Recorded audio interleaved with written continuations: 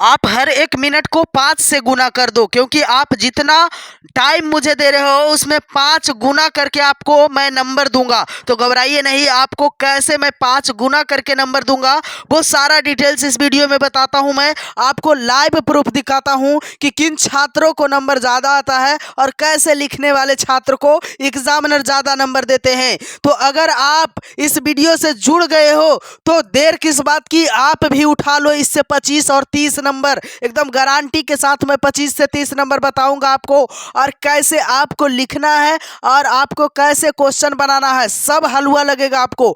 आप मुझे ज़्यादा नहीं, बस 3 से 4 मिनट आप मुझे टाइम दो। इधर उधर आप टाइम तो बहुत व्यर्थ किए हो, लेकिन आप बहुत लकी हो जो एग्ज़ाम देने के पहले ही इस वीडियो पर क्लिक कर दिए हो, और सारा वीडियो देखने के बाद आपको लगेगा कि आज मैं कुछ किया हूँ। आपके अंदर कुछ एनर्जेटिव बातें आएगा और एनर्जी आपका नया जगेगा। और मैं बता दूं कि सभी छात्र को इस बार मैं अच्छे अंक से पास करवाऊंगा, और एग्ज़ाम देने के बाद आप मुझे कमेंट सेक्शन में बताइएगा कि जो मैं बताया हूं वो ट्रिक काम किया है कि नहीं।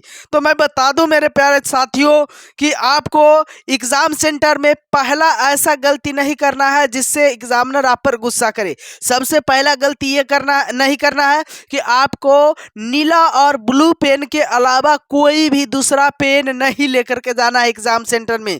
उसके बाद आपके हाथ में कॉपी आता है। सबसे पहली बात तो मेरे साथियों कि आप अपना परिचय स्वयं नहीं देने जाओगे, आपका परिचय आपका कॉपी देगा। तो आप नहीं सुंदर, आपका कॉपी सुंदर होना चाहिए, क्योंकि एग्जामिनर आपका कॉपी देखता है, आपको नहीं।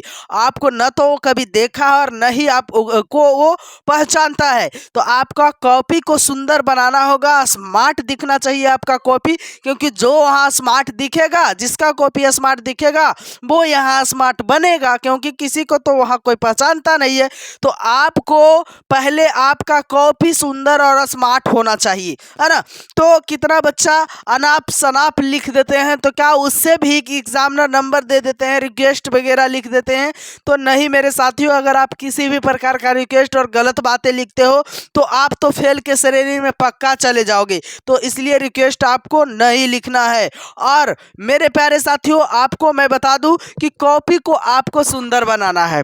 तो कॉपी सुंदर बनाने के लिए करना क्या होगा, तो हैंड राइटिंग तो बनाना ही होगा। लेकिन कोई बच्चा कहता है मेरा हैंड राइटिंग नहीं बनता है और मैं बहुत तेज हूं, तो उस सिचुएशन में आपको क्या करना है कि आप दूर दूर लिखे और साफ साफ लिखे, उससे आपको कोई परेशानी होने वाला नहीं है।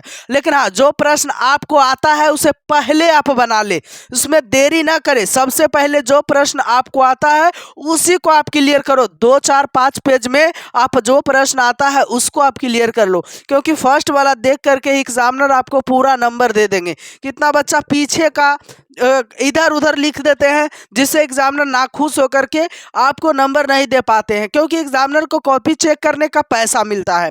और वो पैसा को मान लिया जाए 50 कॉपी जो चेक करता था, आप ज़्यादा उलट पुलट के लिखोगे तो वो मात्र चेक करेंगे 30 कॉपी, तो उससे पैसा कम जाएगा, जिसके कारण एग्जामिनर नंबर काट लेते हैं। तो ज़्यादा घचपच करके लिखिएगा तो आपका नंबर कटवे करेगा, इसलिए ज़्यादा घचपच करके नहीं लिखना है, बिल्कुल साफ साफ और सुंदर लिखना है। कभी भी क्वेश्चन आंसर लिखने से पहले आपके हाथ में कॉपी मिले तो उसमें नाम दर्शा लेना है, रोल नंबर रोल कोड दर्शा लेना है। इससे होगा क्या, आप जितना भी लिखोगे, अगर नामे नहीं रोले नंबर नहीं पता तो आप कितना ही लिखोगे तो एग्जामिनर किसके यहाँ नंबर भेजेगा बताइए। आपका कोई प्रूफ होना चाहिए ना। तो आपको प्रूफिंग के लिए सबसे पहले रोल नंबर और रोल कोड दर्शा लेना है, उसके बाद ही प्रारंभ करें। और हाँ, कोई भी प्रश्न को आप ऊपर बढ़िया से पढ़ ले, उसके बाद ही उसका जवाब दे। कितना बच्चा को ऊपर लिखा हुआ रहता 60 शब्द में, और एकदम ज़्यादा नंबर के चक्कर में लिख देते हैं 100 शब्द में, तो उस सिचुएशन में भी एग्जामिनर नंबर काट लेते हैं।